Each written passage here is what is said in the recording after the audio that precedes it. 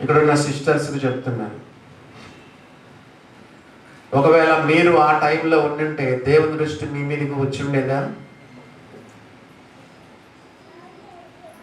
ఆ రోజుల్లో యేసు ప్రభు యొక్క రాకడ గురించి అందరూ మర్చిపోయినారు.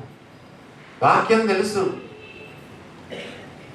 ఇందాక నేను ప్రభు బల్లలో జ్ఞాపకం చేసుకున్నాం. జ్ఞానులు వచ్చి ఏమన్నారు? యూదుల రాజుగా పుట్టినవాడు ఎక్కడా? యూదుల రాజుగా పుట్టినవాడు ఎక్కడా అంటే శాస్త్రులు పిలిపించాడు హేరోదు రాజు. టకా టకా చెప్పేసినారు. యూదయ దేశపు బెత్లెహేమా, యూదా ప్రధానులను ఎంత మాత్రం అల్పమైన దానవు కావు. ఇశ్రాయేలు నా ప్రజలను పరిపాలించు అధిపతి నీలో నుండి వస్తాడు అని శాస్త్రులు పరిసయ్యులు టకా టకా టకా టకా చెప్పేసినారు. తెలుసు ఎక్కడ పుడతాడో తెలుసు, కానీ తీరా వచ్చినా కూడా వాళ్ళు యేసు ప్రభువును గుర్తుపట్టలేకపోయినారు. ఎంత శోచనీయమైన విషయం, ఎంత విషాదం, ఎంత విచారం. కానీ యేసు ప్రభు కొరకు ఎదురు చూస్తున్న వాళ్ళలో కొద్ది మంది ఉన్నారు. మరి ఎలాంటి వాళ్ళు? దేవాలయంను విడవక కదా 7 ఏళ్ళు పెనిబడితో సంసారం చేసి 84 సంవత్సరాలుగా విధవరాలై ఉండి దేవాలయమును విడవక ఉపవాస ప్రార్థనలతో రేయింబగళ్ళు సేవ చేస్తున్నటువంటి అన్నాలాంటి కొంతమంది సహోదరులు, సుమియోను లాంటి కొంతమంది వృద్ధులు కదా, కొద్దిమంది ఇలాగా మరియలాంటి యువతి యువకులు దేవుని దృష్టి మరియ మీదకి వెళ్ళింది. యెషయా గ్రంథం 66వ అధ్యాయం దేవుని దృష్టి ఎవరికి పోతుందో చూడండి. యెషయా గ్రంథం 66వ అధ్యాయం దేవుని దృష్టి ఎవరి మీదకి పోతుందో చూడండి. 66వ అధ్యాయం 2వ వచనం చదువుతున్నాను. యెషయా గ్రంథం 66వ అధ్యాయం 2వ వచనం very very important, very very important. ఒకసారి నేను ఈ వచనం పైన ప్రసంగం చేశాను. మీరు యూట్యూబ్లో చూస్తే దొరుకుతుంది. ఒకసారి ఒక ఆదివారం ఈ వచనం పైన మనం ప్రసంగం విన్నాం. చూడండి 3వ లైను. ఎవడో దీనుడై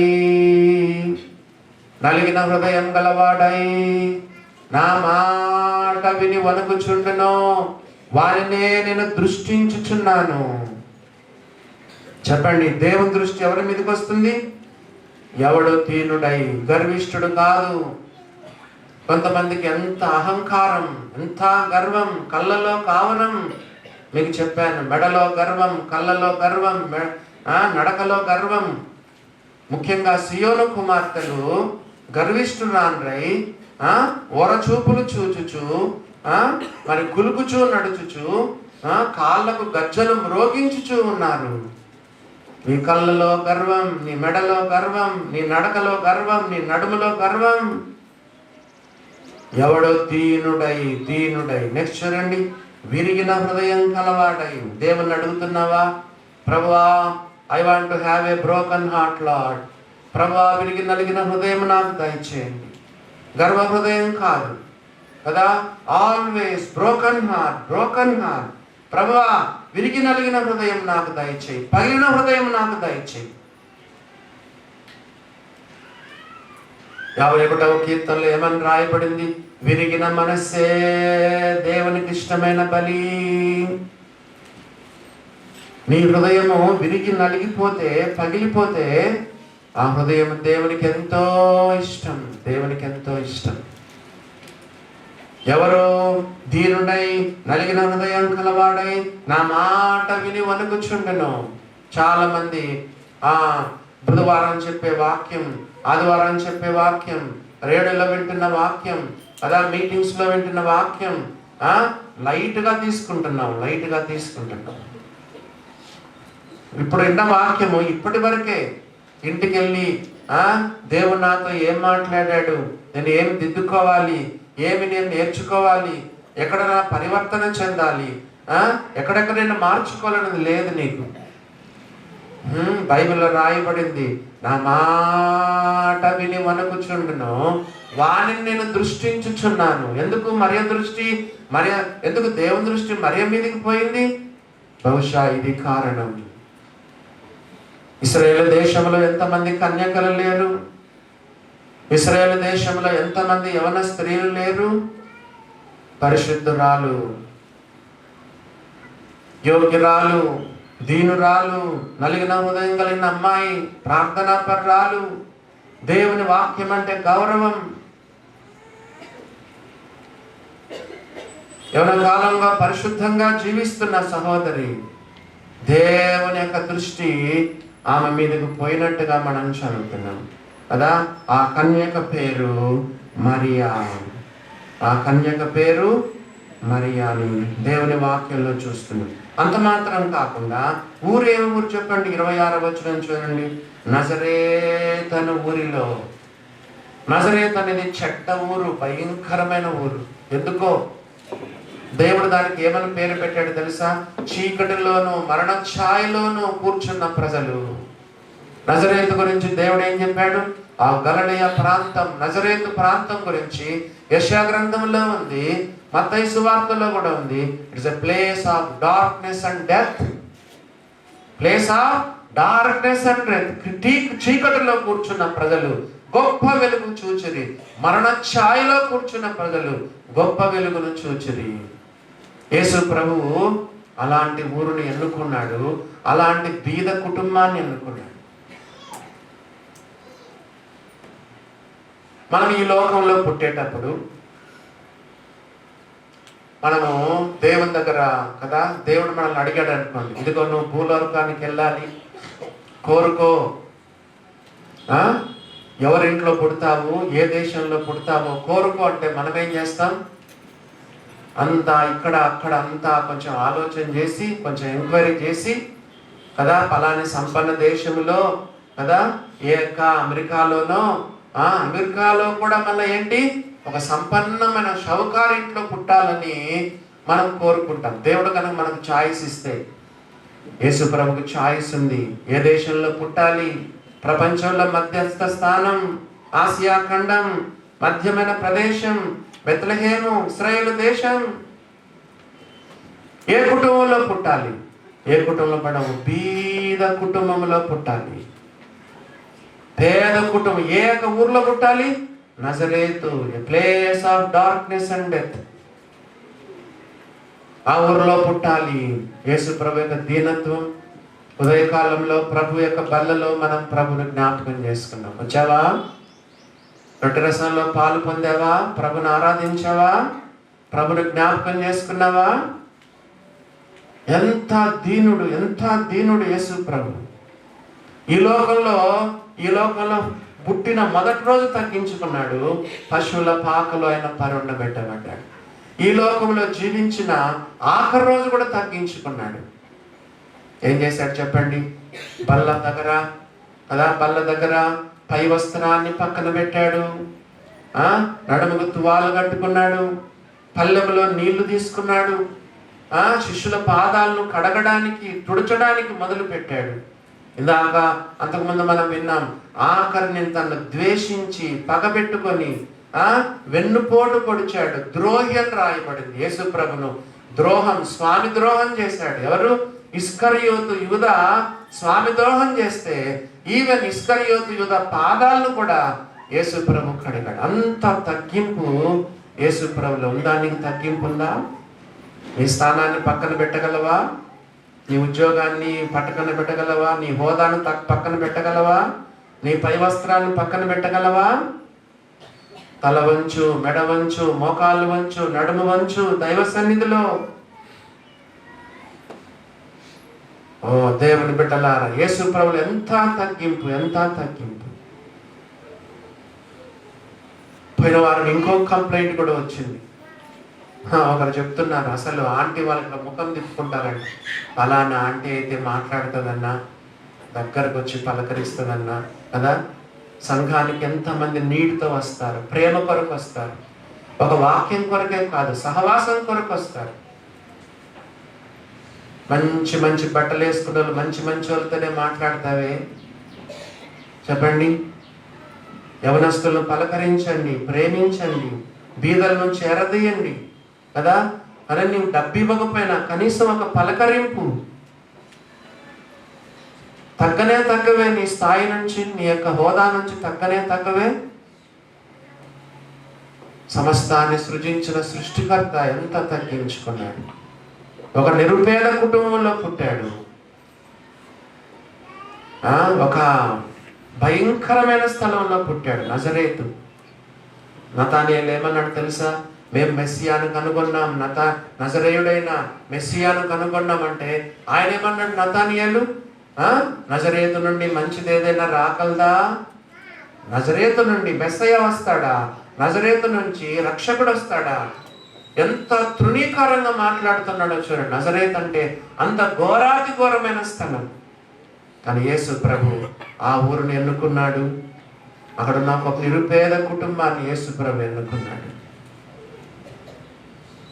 ఆ యొక్క మరియ దగ్గరికి దేవుని చేత దూత పంపబడ్డాడు.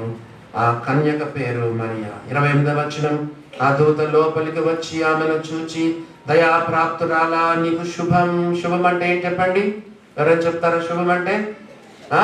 సర్ప్రైజ్. సర్ప్రైజ్. మరియా, నీకు surprise. Hour God is a God of surprises. ప్రార్థన చేస్తున్నావు, ప్రభువా ఫలాంది నాకు దయచేయి, ఫలాంది నాకు దయచేయి కదా. ప్రభువా నా చదువు విషయం, ఉద్యోగ విషయం, వివాహ విషయం, ఆరోగ్య విషయం, ఆర్థిక విషయాలు, అప్పులు, లోన్లు, కష్టాలు, కన్నీరు, ప్రార్థన చేస్తున్నావు కదా. దేవుడు నీ జీవితంలో ఒక సర్ప్రైజ్ ఇస్తాడు. Hour God is a God of surprises. నీ వ్యక్తిగత జీవితంలో, కుటుంబంలో దేవుడు ఒక సర్ప్రైజ్ చేస్తాడు కదా. ఇదిగో నీకు ఒక సర్ప్రైజ్. దూత లోపలికి వచ్చి ఆమెను చూచి, దయాప్రాప్తురాలా, నీకు శుభము, ప్రభువు నీకు తోడై ఉన్నాడని చెప్పాను. ఎంత బీదరికం ఉంటే ఏమి, ఏ నజరైతే అయితే ఏముంది కదా, ఏ ప్లేస్ అయితే ఏమని చెప్పండి, ఏ కష్టాలు ఉంటే ఏముంది, ప్రభు మనకు తోడై ఉంటే చాలు. కొంతమంది భక్తులు చెప్తా ఉంటారు, యేసు ప్రభు నరకంలో ఉంటే నేను కూడా నరకంలో ఉంటాను. ఏముంది, యేసయ్య ఉంటే చెప్పండి. ఒకవేళ యేసు ప్రభు కనుక నరకములో ఉంటే నేను నరకానికి వెళ్ళిపోతాను, ఏం పర్లేదు. ఎన్ని నీ కష్టాలు ఉంటే ఏం పర్వాలేదు. నజరేతు చెడ్డ ఊరు, a place of darkness and death. ఇంట్లో పరిస్థితులు బాగలేరు, నిరుపేద కుటుంబం, పూరెస్ట్ అమాంగ్ ద పూరర్. చేతిలో డబ్బులు లేవు, సమాజంలో గుర్తింపు లేదు. మరియా అనే పదము డిక్షనరీలో చూడండి, బిటర్నెస్. మరియా అంటే అర్థం ఏంటో తెలుసా? చేదు. అయితే ఏమి? ప్రభు నీకు తోడై ఉన్నాడు, ప్రభు నీకు తోడై ఉన్నాడు. ఇమ్మానుయేలు దేవుడు, ప్రభు నీకు తోడై ఉన్నాడు. అన్నా అప్పులన్నా, దేవుడు నీకు తోడై ఉన్నాడు. అన్నా ఆరోగ్యం బాలేదు, దేవుడు నీకు తోడై ఉన్నాడు. అన్నా ఒంటరిగా ఉన్నాను, దేవుడు నీకు తోడై ఉన్నాడు కదా. అన్నా నాకు చేదైన అనుభవాలు గుండా వెళ్తున్నాను, బిట్టర్నెస్ గుండా వెళ్తున్నాను, ప్రభు నీకు తోడై ఉన్నాడు. ఏ పరిస్థితి ఉంటే మనకేమి, దేవుడు మనకు తోడుగా ఉన్నప్పుడు కదా. నరకములో ఉన్న యేసు ప్రభు మనతో పాటు నరకంలో ఉంటే మనకు నరకంగా ఉండదు. షడ్రక్ మెషక్ అబేద్నెగోలు అగ్నిగుండంలో ఏడ్చుకుంటా కూర్చున్నారా? అమ్మో ఇక్కడ కాలుతుంది, అక్కడ కాలుతుంది అన్నారా? అక్కడ నరకములో సంచరిస్తా ఉన్నారు. ఎందుకు? యేసు ప్రభు వాళ్ళతో ఉన్నాడు. అగ్నిగుండం 7 అంతలు ఎక్కువ చేయమన్నాడు కదా. నెబుకద్నెజరు, మా దేవుడు మమ్మల్ని రక్షించకపోయినా నువ్వు నిలవబెట్టిన ఈ ప్రతిమకు మేము నమస్కరింపమని తెలుసుకో. నెబుకద్నెజరు అని పేరు పెట్టి పిలిచారు. కోపం వచ్చింది నెబుకద్నెజరుకు. అగ్నిగుండాన్ని 7 అంతలు చేయమన్నాడు. అగ్నిగుండం 7 అంతలు చేస్తే షడ్రక్ మెషక్ అబేద్నెగోలను అగ్నిగుండంలో పడేసినటువంటి వాళ్ళు చచ్చిపోయినారు. కానీ షడ్రక్ మెషక్ అబేద్నెగోలను అగ్నిగుండంలో ఉన్నారు కదా. నిప్పు రవ్వలు, ఇంత మంట. కానీ యేసు ప్రభు వాళ్ళతో ఉన్నప్పుడు అగ్నిగుండం వాళ్ళకు అగ్నిగుండంగా లేదు. ఓ దేవుని బిడ్డలారా, గమనించినారా? ప్రభు నీకు తోడై ఉన్నాడమ్మా. అయ్యా ప్రభు నీకు తోడై ఉన్నాడు. ఇంకా చదువుదాము 29వ వచనం. ఆమె ఆ మాటకు బహుగా తొందరపడి శుభవచనం ఏమిటో అని ఆలోచించుకొనుచుండగా దూత, మరియా భయపడకము, దేవుని వల్ల నీవు కృప పొందితివి. ఇదిగో నీవు గర్భము ధరించి కుమారుని కని ఆయనకు యేసు అని పేరు పెట్టెదవు. మరియా భయపడకము, దేవుని వల్ల నువ్వు కృప పొందితివి. బైబిల్లో కృప అనేది ఎంతో పెద్ద మాట, ముఖ్యంగా కొత్త నిబంధనలు. ఈ రోజుల్లో నేను గమనించినాను, ఈ కృప అనే మాట బయట వాళ్ళు కూడా వాడుకుంటున్నారు. ఆటోలు వెనకాల వాళ్ళ దేవుని పేరు పెట్టుకొని కృప అని పెట్టు, అది బైబిల్ పదము. కృప అనేది కదా బైబిల్ పదము. Grace grace. వేరే వాళ్ళు కూడా ఆటోల మీద కార్ల మీద వెనకల వాళ్ళ దేవుని పేర్లు పెట్టుకొని కృపాన్ని రాసుకుంటున్నారు. బైబిల్లో ఎంతో అమోఘమైనటువంటి పేరు ఇది, కృప. కృప, దేవుని వల్లను కృప పొందితివమ్మా.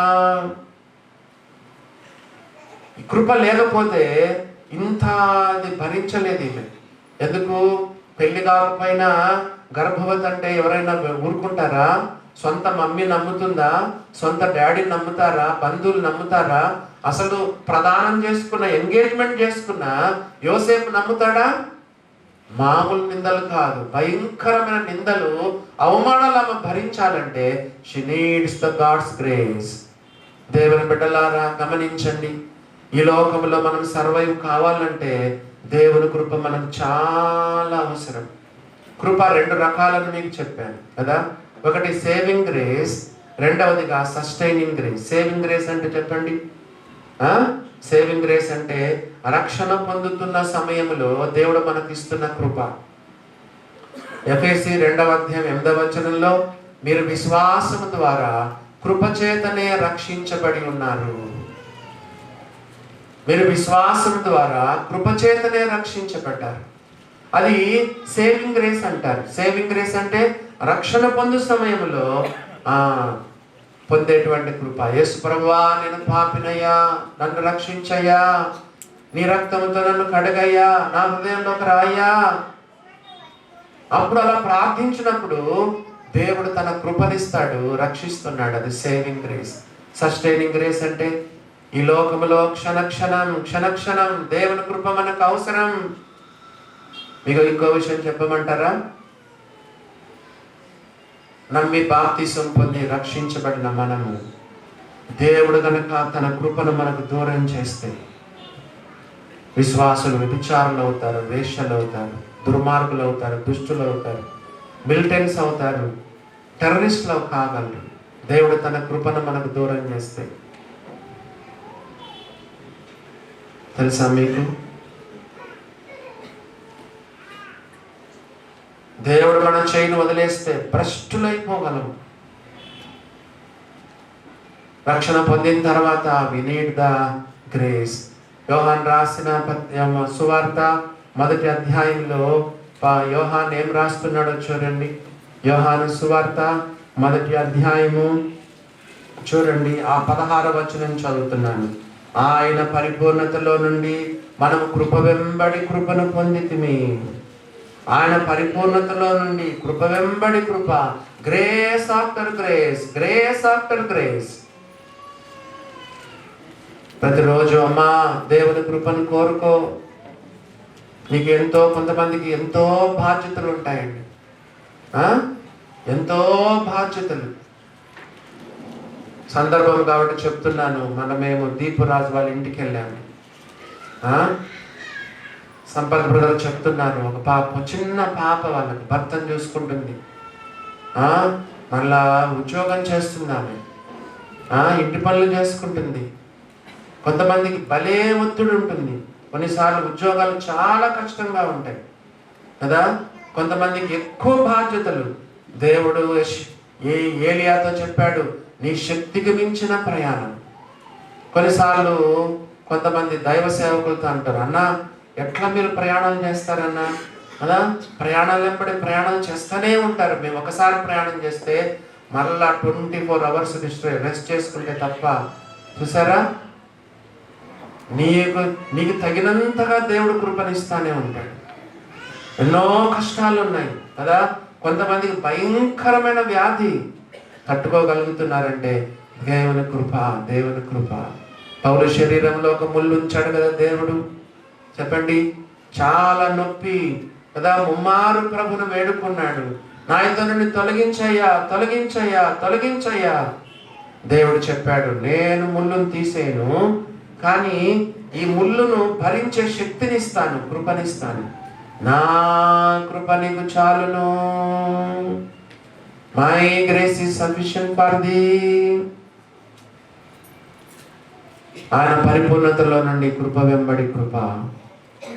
దేవుని కృపను నువ్వు పొందుకుంటే చక్కగా సంసారం చేయగలవు, చక్కగా ఉద్యోగం చేయగలవు, చక్కగా సేవ చేయగలవు, నీ బాధ్యతలన్నీ నిర్వర్తించగలవు, శక్తికి మించిన ప్రయాణాలు చేయగలవు.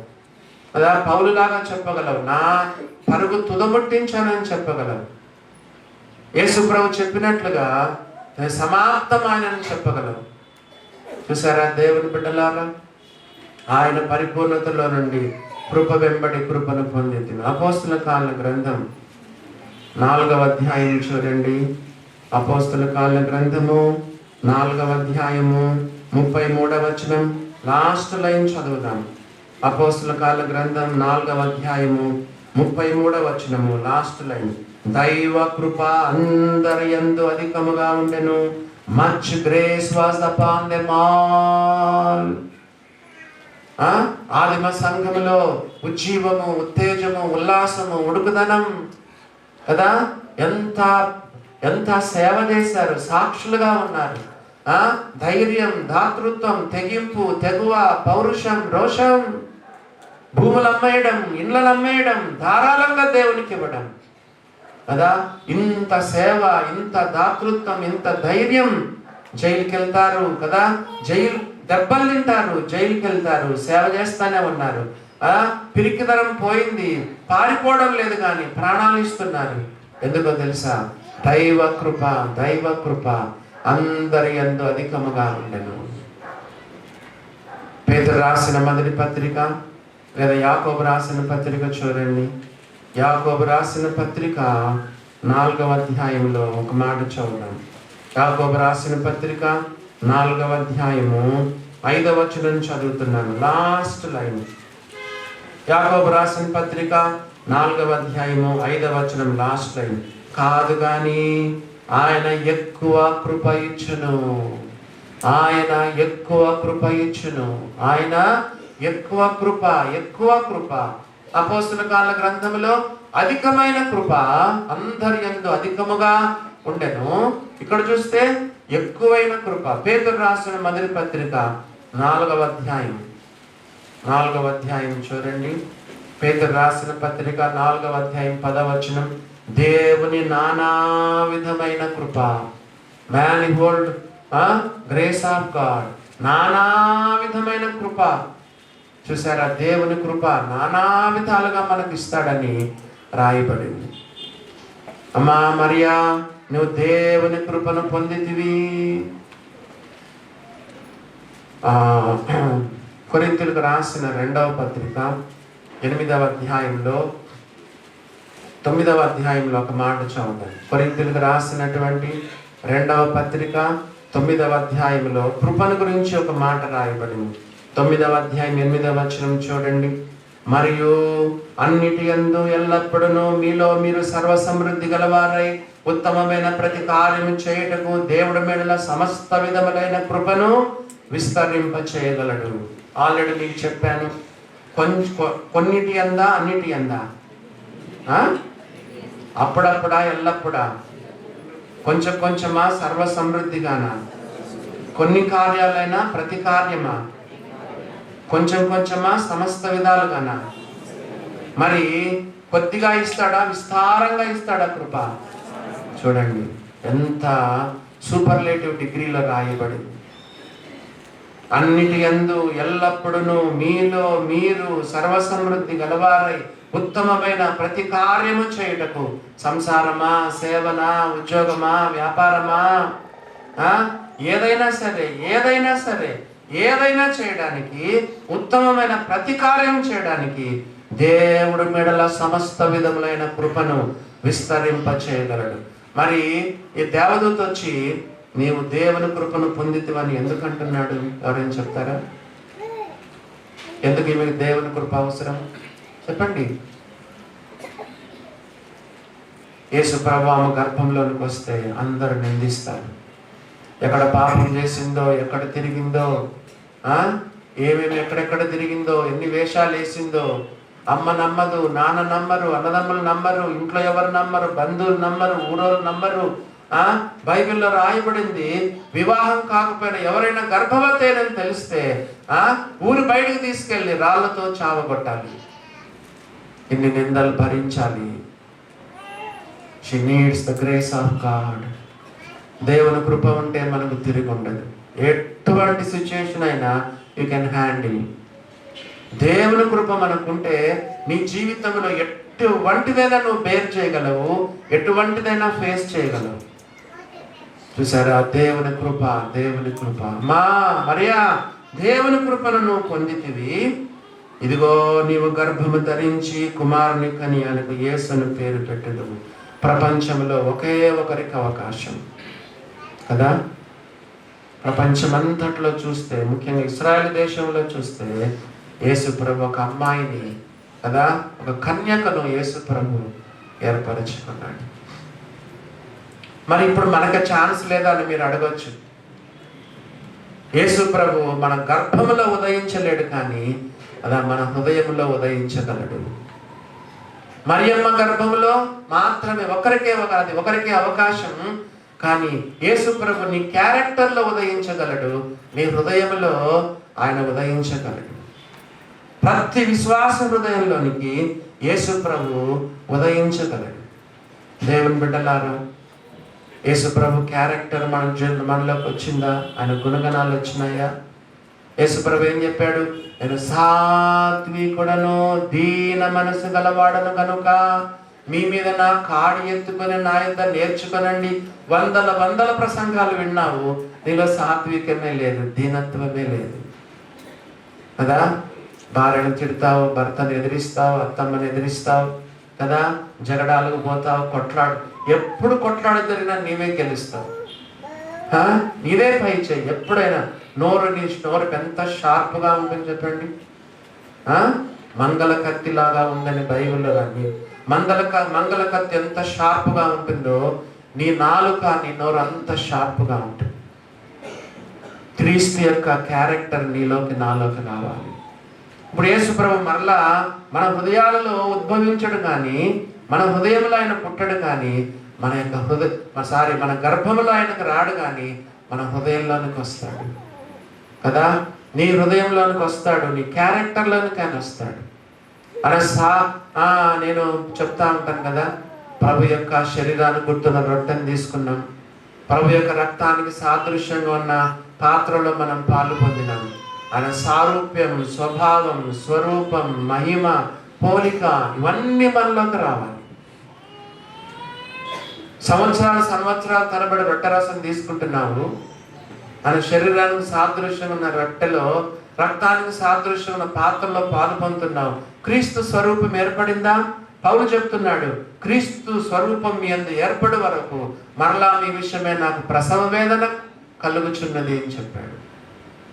దేవుని బిడ్డలారా, క్రీస్తు సారూప్యం, క్రీస్తు సారూప్యం.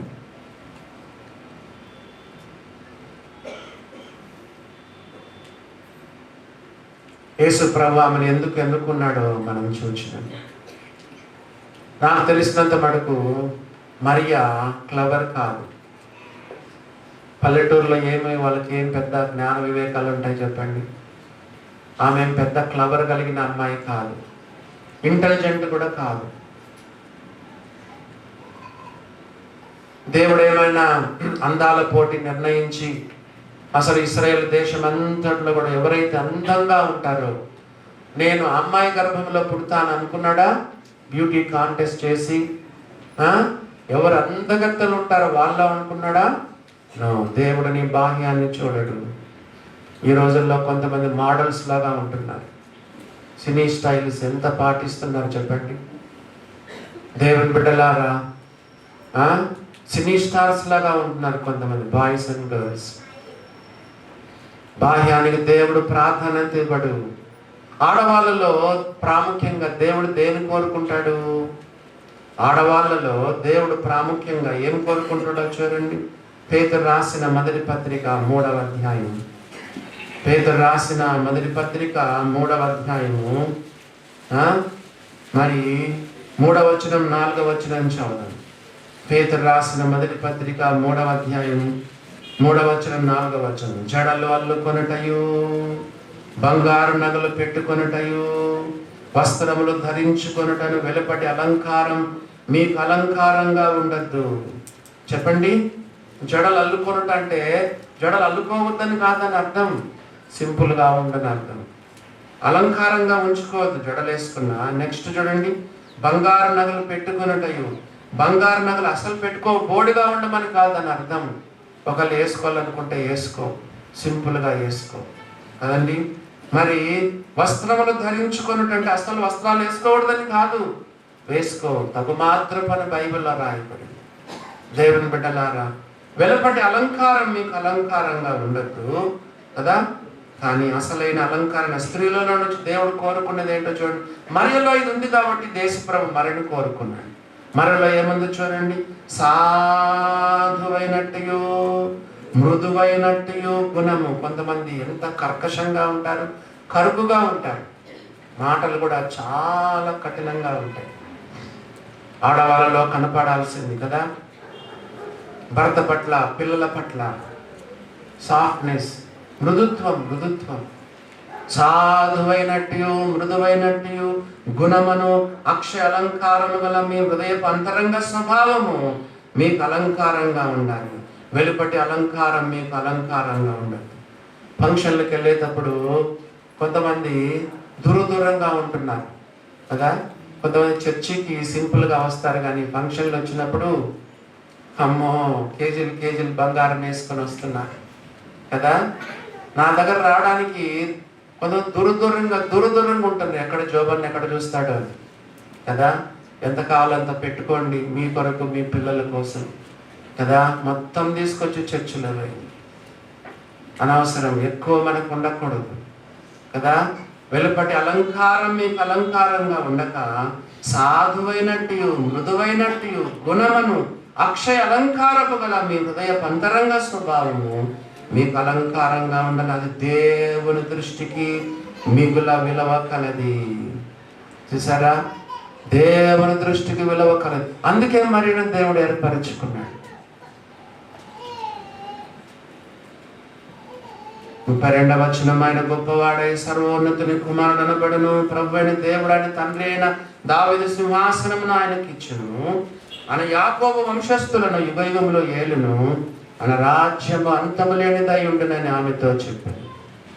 34వ వచనం, అందుకు మరియా, నేను పురుషుని ఎరగని దానిని ఇది ఎలాగో జరుగునని దూతతో అనగా. ఏమని రాయబడి చెప్పండి. నేరుగా దేవుని దూతని ఆమె చెప్తుంది. ఏమనంటే, నేను పురుషుని ఎరగని దానని. దేవునితో చెప్పగలవా? నీ బ్రహ్మచారత్వాన్ని కాపాడుకోవాలి, కన్యాత్వాన్ని కాపాడుకోవాలి. నేరుగా దేవుని దూతనే చెప్తుంది, నేను పురుషుని ఎరగని దానని. ఈ రోజుల్లో చదువుకునే పిల్లలు పురుష సాంగత్యాలు చేస్తున్నారు, స్త్రీ సాంగత్యాలు చేస్తున్నారు. మరి బైకుల్లో పోతున్నారు, బేకరీలకు వెళ్తున్నారు, మరి పార్కులకు వెళ్తున్నారు మమ్మీ డాడీకి తెలియకుండా. ఈవెన్ నిన్న ఎంగేజ్మెంట్ అయిన వాళ్ళకి కూడా నేను చీరాల్లో చెప్పాను. నేను వాక్యం చెప్తాను, మీ ఇద్దరికి ఎంగేజ్మెంట్ అయింది, హద్దుల్లో ఉండండి, తల్లిదండ్రుల సమక్షంలో మాట్లాడుకోండి, ఒకరి గురించి ఒకరు తెలుసుకోవడానికి ఎప్పుడైనా అప్పుడప్పుడు ఒకవేళ వీలైతే ఫోన్లలో మాట్లాడుకోండి. ఎన్నడే ఒకరినొకరు తాకద్దు. ఓ దేవుని బిడ్డలారా, గమనించండి ఎంతమంది ఈ రోజుల్లో పురుష సాంగత్యాలు, స్త్రీ సాంగత్యాలు చేస్తున్నారు. ప్రకటన గ్రంథం 14వ అధ్యాయం, ప్రకటన గ్రంథము 14వ అధ్యాయంలో చూడండి ఏమని రాయబడిందో. దైవ గ్రంథం బైబిల్ ఏం చెప్తుందో చూడండి. 14వ అధ్యాయము 4వ వచనం చదువుతున్నాను. ప్రకటన గ్రంథం 14వ అధ్యాయము 4వ వచనం. ఎవరు? 144,000 మంది. ఎంతమంది వాళ్ళు? 144,000 మంది ఉన్నారు. ఈ 144,000 మంది ఎవరు తెలుసా? ఈ 4వ వచనంలో ఏముందో చూడండి. మీరు స్త్రీ సాంగత్యమున అపవిత్రులు కాని వారును, స్త్రీ సాంగత్యము ఎరగని వారునై ఉండి గొర్రె పిల్ల ఎక్కడికి పోను అక్కడికి వెళ్ళ ఆయనను వెంబడింతురు. వీరు దేవుని కొరకును గొర్రె పిల్ల కొరకును ప్రథమ ఫలముగా ఉండుటకై మనుష్యుల్లో నుండి కొనబడిన వారు. పెంతెకోస్తు వాళ్ళు దీన్ని అపార్థం చేసుకొని పెళ్లి చేసుకోకూడదు అంటున్నారు. తప్పు తప్పు కదా. దీంట్లో ఆత్మీయమైన భావం ఉంది. దీంట్లో మరి స్త్రీ సాంగత్యమున అపవిత్రులు కానివారు, స్త్రీ సాంగత్యం ఎరగని వారునై ఉండి అంటే అది పరిశుద్ధ జీవితానికి గుర్తు. ప్రసంగి యొక్క ప్రకటన గ్రంథంలో ఒక స్త్రీ ఉంది. ఆ స్త్రీ సాంగత్యం చేయకూడదని అర్థం. కానీ పవిత్ర జీవితానికి కూడా రాయబడింది. దేవుని బిడ్డలారా, ఎవరి జీవితాన్ని కాపాడుకో, పరిశుద్ధంగా జీవించు కదా. నీ వివాహ దినం వరకు పరిశుద్ధంగా ఉండు. అవునా? మీకు ఒకసారి చర్చిలో చెప్పాను. నీ లైఫ్ పార్ట్నర్కి నీ జీవితాన్ని మంచిగా అందించు కదా. నీ లైఫ్ని మంచిగా ఎంగిల్ చేసుకోవద్దు కదా. నీ జీవితం అంతా ఎంగిల్ చేసుకొని అప్పుడు పెళ్లి చేసుకొని ఎంగిలి జీవితాన్ని నీ యొక్క భార్యకు నీ భర్తకు ఇవ్వద్దు. పరిశుద్ధంగా జీవించు. ఎంత గట్టిగా చెప్తుందో చూడండి. నేను పురుషుని ఎరగని దాననే ఇది ఎలాగో జరుగునని దూతతో అనగా. ఈ సమయంలో మీకు విషయం చెప్పాలి.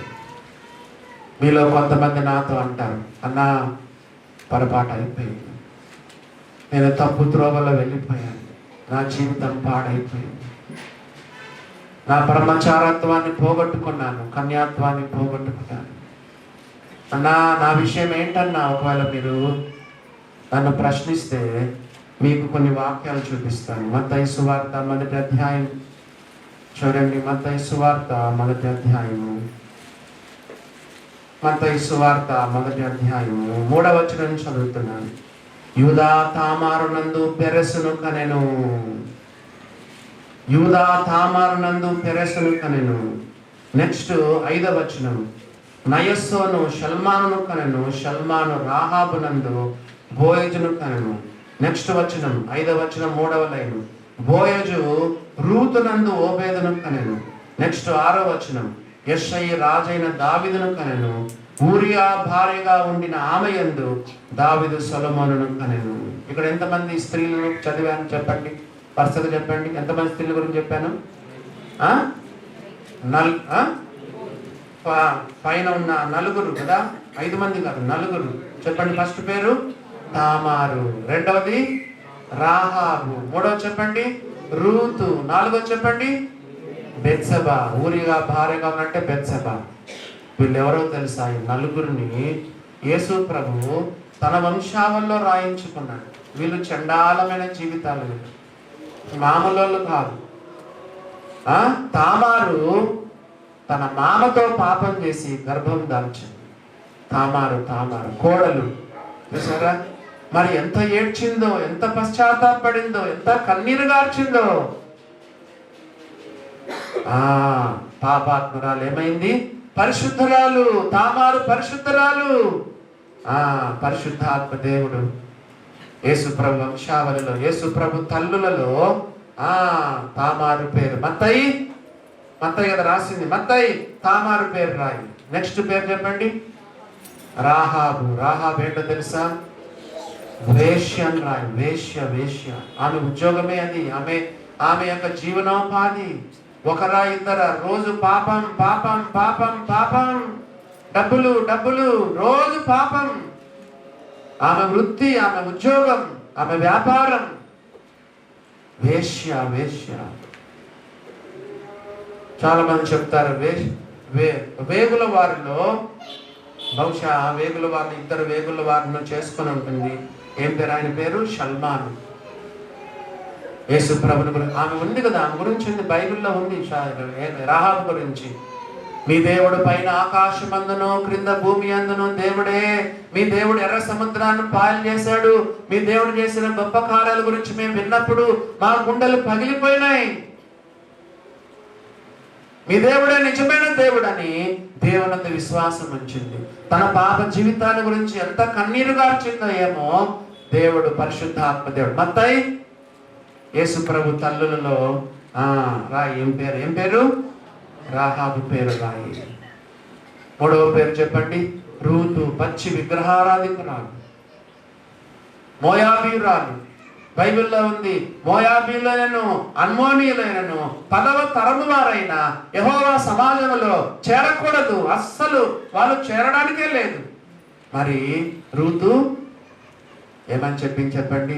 నీ దేవుడే నా దేవుడు, నీ జనమే నా జనం, నీవు జీవించు చోట నేను జీవిస్తాను, నీవు మృతునందు చోట నేను కూడా మృతునందుతాను, నీ దేవుడే నా దేవుడు అని చెప్పింది. కాబట్టి తన పాపాన్ని ఎంత ఒప్పుకుందో, ఎంత పశ్చాత్తాపడిందో దేవుడు ఏం చెప్పాడు? అత్తయ్య రాయి, పేరు రాయి, రూతు పేరు రాయి. నా తల్లుల్లో ఒక తల్లిగా ఆమె పేరు రాయి. ఎంతమంది అయినా చెప్పండి? 3. ఆఖరి పేరు చెప్పండి, 4వ పేరు చెప్పండి. బత్సెబా. దేవుడు అదే కలిసి రాయించాడు. చూడండి, ఊరియా భార్యని దేవుడు ఎందుకు రాయించినాడు? ఆమె ఊరియా భార్య. దావీదు ఎంత తప్పో బత్సెబా అంత తప్పు.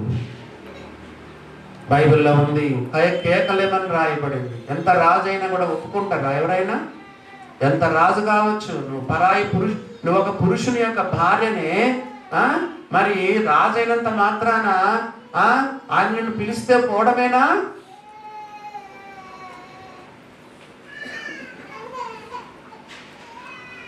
బత్సెబా తర్వాత కొడుకు కూడా చచ్చిపోతాడు, పుట్టిన కొడుకు చచ్చిపోతాడు. ఎంత ఏడ్చిందో, ఎంత కన్నీరు గార్చిందో, ఎంత పశ్చాత్తాపడిందో కదా. పరిశుద్ధాత్మ దేవుడు మత్తయికి చెప్పాడు, రాయి. ఆమె పేరు కూడా రాయి. ఎవరి పేరు? బత్సెబా పేరు. ఊరియా భార్యను రాయి, మామూలుగా రాయద్దు, ఊరియా భార్యను రాసి పెట్టు. చూసారా దేవుని బిడ్డలారా? నలుగురు చూస్తే చండాలమైన, ఒక్కొక్కరితో ఒక పెద్ద చరిత్ర, ఒక్కొక్కరితో ఒక పెద్ద. నలుగురు ఈ ఆడోళ్ళు నలుగురు చెడ్డ జీవితం జీవించిన వారు. మరియ చూస్తే కన్యక. ఇప్పుడు మీరు చెప్పండి, ఇందాక చెప్పాను బ్యాలెన్స్ బ్యాలెన్స్ బ్యాలెన్స్. ఇప్పుడు మీరు చెప్పండి చూద్దాం. చెడ్డ జీవితం జీవించి దేవుని దగ్గర పశ్చాత్తాపడి కన్నీరు గార్చిన వాళ్ళను దేవుడు వాడుకుంటాడు. చెప్పండి. రెండవదిగా మరియలాగా పరిశుద్ధ జీవితం జీవిస్తున్న మరియ లాంటి వారిని కూడా దేవుడు వాడుకుంటాడు. చూసారా దేవుని బిడ్డలారా? ఒకవేళ నువ్వు చెప్పచ్చు, నాతో అన్న పొరపాటు అయిపోయింది, నా జీవితం పోయిందన్నా, నేను పాపంలో పడిపోయాను, శోధనలో పడిపోయాను. పశ్చాత్తాపడు. తామారులాగా, రాహాబులాగా, రూతులాగా, బత్సెబాలాగా. ఏ మామూలు లిస్టులో చెప్పండి? యేసుప్రభు వంశావళి, యేసుప్రభు వంశావళి, యేసుప్రభు తల్లులుగా వీళ్ళు చేర్చబడ్డారు. నలుగురేమో ఘోర జీవితాలు జీవించిన నలుగురు తల్లులు. కానీ వారు ఒప్పుకున్నారు, దేవుడు క్షమించాడు, వారిని తన లిస్టులో పెట్టుకున్నాడు.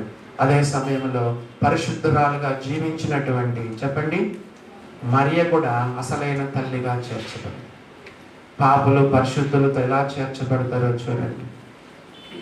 దేవుని బిడ్డలారా, నిరాశపడద్దు. పాపుల రక్షకుడు యేసుక్రీస్తు పాపులను రక్షించడానికి ఈ లోకానికి వచ్చాడు. నీ కొరకు నా కొరకు సిలువలో వేలాడిన రక్తమంతా చిందించాడు. ఇలా పడిపోవద్దు, డిప్రెషన్లోకి వెళ్ళదు కదా. మరి నిన్ను కూడా తన లిస్టులో చేర్చుకుంటాడు, నిన్ను కూడా దేవుడు వాడుకుంటాడు. కాబట్టి బైబిల్లో బ్యాలెన్స్ అనేది చెప్పండి. పాపాలు ఒప్పుకొని పశ్చాత్తాపడిన వారిని దేవుడు వాడుకుంటాడు. మరియలాగా పరిశుద్ధ జీవితం జీవిస్తున్నాడంటే మరియలాంటి వారిని కూడా దేవుడు వాడుకున్నాడు. సరే, మళ్ళా వచనం చదువుకుందాం. 34వ వచనం, లూకాసు వార్త 1:34. అందుకు మరియా, నేను పురుషుని ఎరగని దానిని ఇది ఎలాగో జరిగిన దూతతో అనగా. 35వ వచనం, పరిశుద్ధాత్మ నీ మీదికి వచ్చును, సర్వోన్నతుని శక్తి నిన్ను కమ్ముకుంటుంది. Super natural power. చెప్పండి, సర్వోన్నతుని శక్తి పరిశుద్ధాత్మ నీ మీదికి వచ్చును. నీకు తిరిగే ఉండదు. దేవుడు ఏదైనా చేయగలడు. మీరు కొంతమంది నాతో అంటారు, అన్నా ఇది దేవుడు చేయగలడా? చేస్తాడు, ఏదైనా చేస్తాడు. లూకా సువార్త 1వ అధ్యాయంలో ఎవరున్నారు చెప్పండి? బహుకాలం గడిచిన వృద్ధులు. ఎవరు వాళ్ళు? జకరియా, ఎలిజబెత్లు. వాళ్ళకి పిల్లలు పుడతారా? డాక్టర్స్ ఏం సర్టిఫికేట్ చేశారు చెప్పండి? బహుకాలం గడిచిన వృద్ధులు. డాక్టర్లు ఏం చెప్పారు? ఇంకా మీకు పిల్లలు పుట్టరు అని చెప్పేశారు డాక్టర్. జకరియా ఒక రోజు ధూపం వేస్తున్నాడు. దేవదూత వచ్చాడు. జకరియా, భయపడకము, నీ భార్యను ఎలిజబెత్, నీ ప్రార్థన వినపడినది. నీ భార్యను ఎలిజబెత్ నీ కుమారుని కనును, అతనికి యోహానును పేరు పెట్టుదువు. చూసారా దేవుని బిడ్డలారా? బహుకాలం గడిచిన వృద్ధుల యొక్క గర్భాన్ని దేవుడు తెరవగలడు. చెప్పండి, కన్యకకు గర్భాన్ని కూడా దేవుడు తెరవ. నువ్వేమంటావు? అన్నా నన్ను ఏం దేవుడు చేయగలడు అన్నా? ఇది అంటాం. ఏదైనా దేవుడు చేయగలడు. దేవుడు ఏదైనా చేయగలడు. పరిశుద్ధాత్మ నీ మీదికి వచ్చును.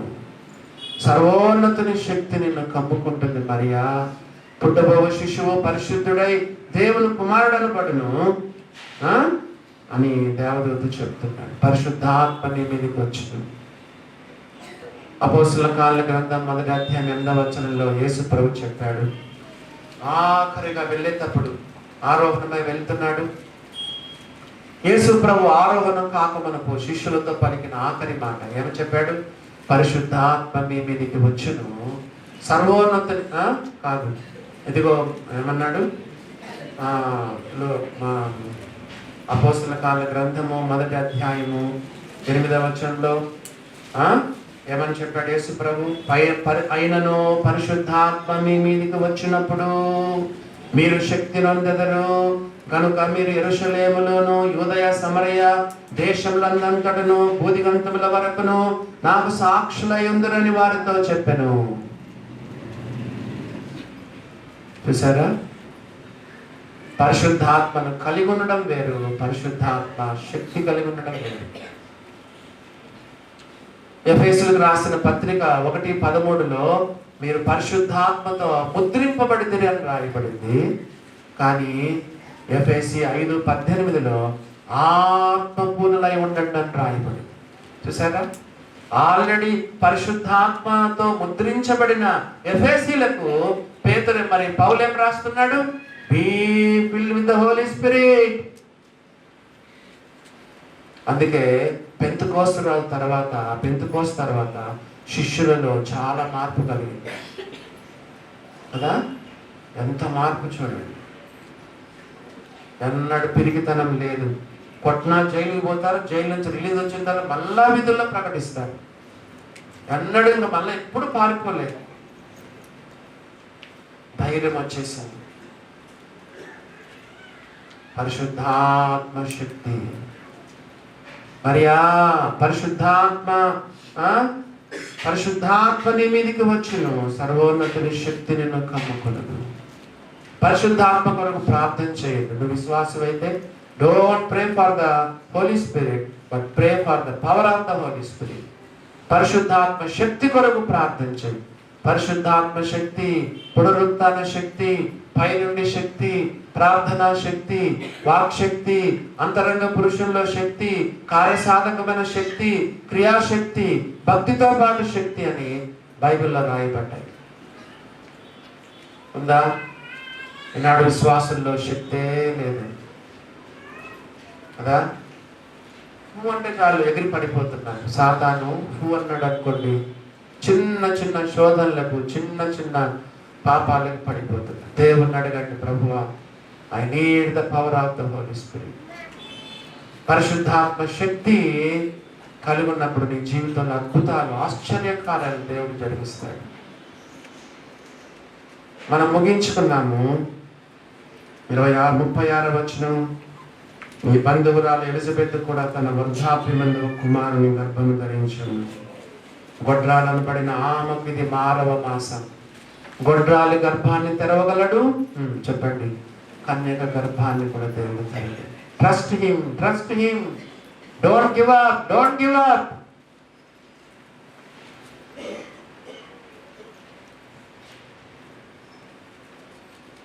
దేవుడు ఏదైనా గొప్ప కార్యాలను జీవితాల్లో చేయగలడు. 37వ వచనం, దేవుడు చెప్పిన దేవుడు చెప్పిన ఏ మాట అయినా నిరర్థకము కానేరదు. దేవుడు చెప్పిన ఏ మాట అయినా నిరర్థకం కానేరదు. ఆకాశం భూమి గతించును కానీ నా మాటలు ఏమాత్రమును గతింపవు. దేవుడు చెప్పిన ఏ మాట అయినా నిరర్థకము కానేరదు. ఒక మాట, ఒక పేజీ వెనక్కి తిప్పండి. లూకాసు వార్తలోని 1వ అధ్యాయం 20వ వచనం చదువుతారా? లూకాసు వార్త 1:20 చదవండి. మరియు నా మాటలు వాటి కాలమందు నెరవేరును. మరియు నా మాటలు వాటి కాలమందు నెరవేరును. నా మాటలు నెరవేరుతాయి, నా మాటలు నెరవేరుతాయి. ఎవరెవరితో చెప్తున్నారు? గాబ్రియేలు చెప్పండి, జకర్యాతో చెప్తున్నాడు. జకర్యా, నా మాటలు వాటి కాలమందు నెరవేరును. ఒక టైం ఉంది, దేవుని మాట ఖచ్చితంగా నెరవేరుతుంది. దేవుని వాగ్దానం ఖచ్చితంగా నెరవేరుతుంది. ఒక ప్రశ్న అడుగుతాను, చెప్పండి. ఈ లోకంలో పుడతానని పాత గ్రంథంలో చాలా సార్లు దేవుడు చెప్పుకుంటూ వచ్చాడు. పుట్టాడా లేదా? చెప్పండి. యేసు ప్రభు లోకంలో పుట్టాడు. నా మాట నెరవేరుతుంది, వాగ్దానం నెరవేరుతుంది. పోతే నా మాటలు వాటి కాలమందు నెరవేరును. కొంతమంది నాతో అంటున్నారు, అన్నా ఎప్పుడన్నా, ఎంతకాలం అన్నా, హౌలాంగ్ వెన్ అని నన్ను ప్రశ్నిస్తున్నారు. బైబిల్లో ఉంది, వాటి కాలమందు. ఒక వచనం చదువుతారా? గలతీ 4:4 చదవండి. Galatians chapter 4:4. గలతీలకు రాసిన పత్రిక 4వ అధ్యాయము 4వ వచనం చదవండి. గలతీలకు రాసిన పత్రిక 4:4. అయితే కాలము సంపూర్ణమైనప్పుడు దేవుడు తన కుమారుని పంపెను. ఇంగ్లీష్ బైబిల్లో in the fullness of time.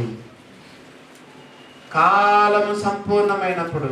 జకర్యా, నా మాటలు వాటి కాలమందు నెరవేరు. దేవుని దగ్గర పెద్ద గడియారం ఉందంట. సండే స్కూల్ టీచర్లు చెప్తారు.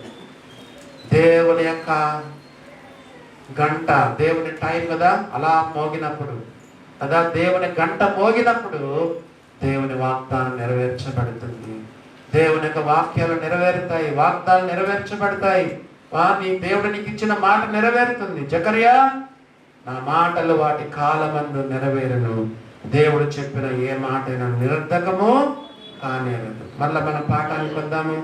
లూకాసు వార్త 1వ అధ్యాయము 38వ వచనం. లూకాసు వార్త 1:38. అందుకు మరియా ఏం చెప్పింది చూడండి. అంతకుముందు ప్రశ్నలు వేసింది, ఇప్పుడు ప్రశ్నలు లేయటం లేదు. నేను పురుషుని ఎరగని దానిని ఎలా సాధ్యము? ఎన్నెన్నో ప్రశ్నలు, ఎన్నెన్నో సందేహాలు. కానీ దేవదూత వివరించాడు. వచ్చినప్పుడు 38వ వచనం చూడండి. అందుకు మరి ఏం చెప్పింది? ఇదిగో ప్రభు దాసురాలను, నీ మాట చొప్పున నాకు జరుగును గాక. నీ మాట చొప్పున నాకు జరుగును గాక. ఉందా? నీకు సరెండరింగ్ చేసుకోగలవా? నీ లైఫ్ను దేవుడికి అప్పగించగలవా? Whatever may be the cost, whatever may be the price, Lord. ఏదేమైనా సరే, నిందలైనా, అవమానాలైనా, ఉద్యోగం పోయినా, క్రైస్తవుడైనందుకు ఏమవుతుంది తెలుసా?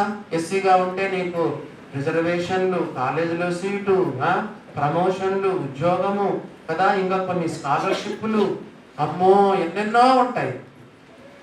కానీ దేవుని కొరకు నిలబడ్డావనుకో, క్రిస్టియన్గా ఉన్నావనుకో, రిజర్వేషన్ ఉండదు, ప్రమోషన్ ఉండదు, స్కాలర్షిప్ ఉండదు కదా, గవర్నమెంట్ బెనిఫిట్స్ అన్నీ కట్ అయిపోతాయి. నిలబడతావా దేవుని కోసం? ప్రభు దాసురాలను, నీ మాట చొప్పున నాకు జరుగును గాక. What ever may be the cost. నేను గర్భవతి అయినందుకు అందరూ నన్ను తిడతారు. ఎన్ని తిరుగుళ్ళు తిరిగిందో, ఎక్కడికి పోయిందో, ఏ లాడ్జ్లో ఉన్నిందో కదా, ఎవరితో తిరిగిందో, ఎంతమందితో తిరిగిందో కదా, పెళ్లి కాకనే ఎంగేజ్మెంట్ అయింది కానీ పెళ్ళే కాలేదు. ఈవెన్ యోసేపు కూడా అపార్థం చేసుకుంటాడు. ఏమైనా కానీ whatever may be the cost, Yesu ప్రభు కొరకు నేను నిందలు బాధిస్తాను, అవమానాలు భరిస్తాను. యేసు ప్రభును నా హృదయంలో, నా గర్భంలో నేను ఆయన చేర్చుకుంటాను కదా. దేవుని కొరకు ఆమె నిలబడతావా? దేవుని కొరకు నువ్వు దేవుని కొరకు నిలబడితే దేవుడు నీ కొరకు నిలబడతాడు. దేవుని బిడ్డలారా, మరియలో దేవుడు మనకు ఎన్ని పాఠాలు అప్పగించినాడు. గ్రామాల్లో చెప్తా ఉంటారు, మరి ఏం సామెత ఏమో కానీ నీళ్ళలో అయినా ముంచు, పాలలో అయినా ముంచు అంట. ఏదో గ్రామంలో, అది నాకు కూడా అర్థం కాదు. అంటే ఏమైనా చేసుకుని అర్థం అన్నమాట. దేవా, నన్ను ఏం చేసుకుంటావో నీ ఇష్టమయ్యా, నీ మాట చెప్పునే నాకు జరుగును గాక, నీ చిత్తము చెప్పునే జరుగును గాక. మన జీవితాలు కూడా అట్లా అర్పించుకున్నాం. నమ్ముకున్నవారు, నమ్ముకొనని వారు కూడా మన జీవితాలు అలా సమర్పణ చేసుకుని కదా అలా జీవించడానికి దేవుడు తన కృప మనలో విస్తరింప చేయను.